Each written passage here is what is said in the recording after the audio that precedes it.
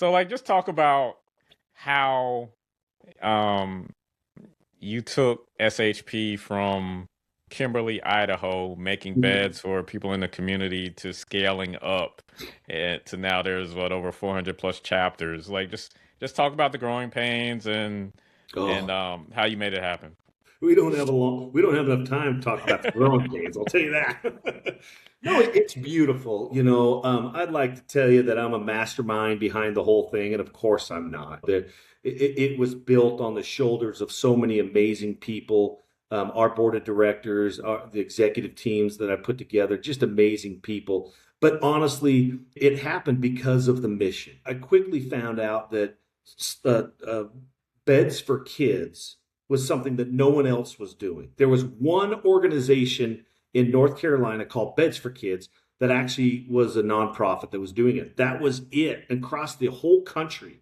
I didn't know anybody else that was doing it. I couldn't find anybody.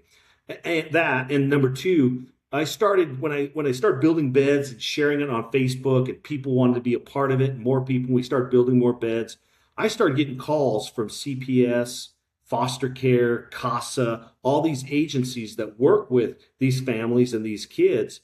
And I was like their best friend because they to find a bed for a child is usually the number one hardest thing for them to find. You can find a refrigerator, you can find a desk and a table and all these things much easier than a bed for a child, which at first, back in the day, that was really surprising to me. I'm like, really? That doesn't make any sense. But the more I researched and realized that, yeah, there's no organizations that are doing what we're doing, it made more sense. And then when we started sharing, more people wanted to be a part of this. And so in about 2016 and 2017, we had friends that lived, towns and states away from us that have obviously been watching what we're doing for the last 4 or 5 years. And they said, hey, can we build in our own hometown? And I said, better yet, why don't you just become a chapter? I'll teach you how we're doing it. And then you can do builds and deliver beds in your own hometown.